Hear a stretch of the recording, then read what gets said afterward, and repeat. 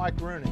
Today's free art lesson is on colors. We're going to continue a discussion we've been having about why colors do what they do and how to gray them down and so forth. So let's look at how a color can change the way it looks. I mean, you can put it in context of something else. It can look one way to you, and when you change the context, change the box that surrounds it, it changes color on you. So every time you change a shape on your painting, you change all the shapes around it because now the context is different. And painting is nothing but continuing to change and to make the shapes relate to each other better in context. So what do you mean by that, Mike? Well, let's draw a square. Let's draw 3 squares and put a basic gray into the middle of them and see how they change colors. Now let's see. I'm going to make a basic gray. Let's take blue, and I'm going to really try to get a very neutral gray. So what I'm going to do is I'm going to add blue and white and orange. And I'm going to try to get a really, I don't want it warm, I don't want it cool. I want it just a nice mid-level gray that doesn't have a color. Now there's a gray that we think of as battleship gray. That doesn't look red, it doesn't look blue, it doesn't look green. It's basically colorless. You don't want these on your paintings. You want that to have some family. You want it to be in the red family, the green, the blue, the yellow, whatever. But I'm doing this for an experiment.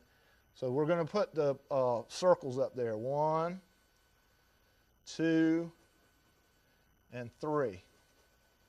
Now, you'd say that they're not in the red family, they're not in the blue family, they're not in the green family. But let me show you how, by painting different colors around them, it'll take on a different color. So what I'm going to do is I'm going to paint, let's say I'm going to paint a yellow block around this one. Okay. Now watch how this gray takes on a color when I paint yellow around it. I got to be sure that I stay out of the gray, so I'm going to leave a little bit of a white line around it because I don't want any gray in my yellow getting rid of the yellowness of it. So there's the yellow block around it. Okay, now let's paint a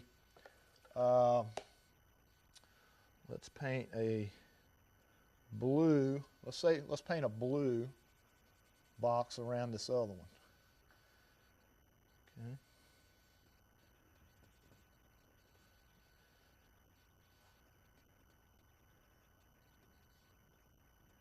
All right, there's another box and it's blue. All right. Now let's paint a purple box around this other one.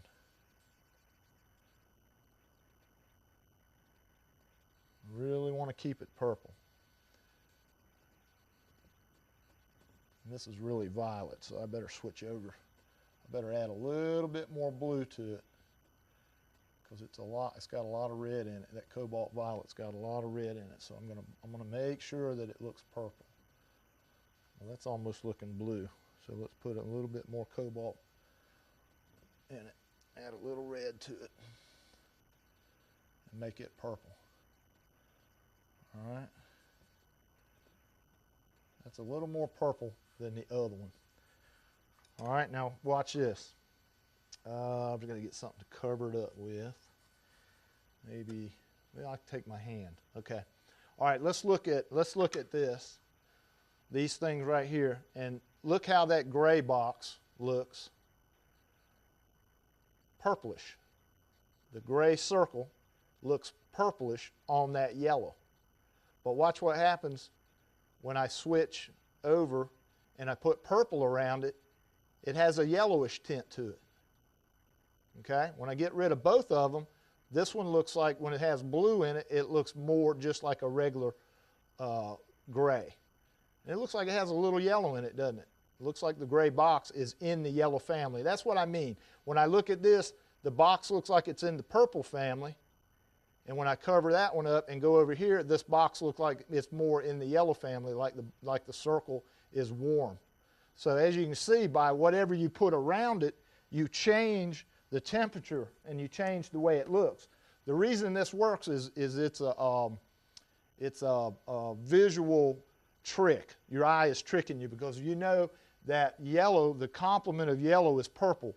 So if you stare at a yellow dot for a long time, and a guy did this one time, he made a color wheel based on this.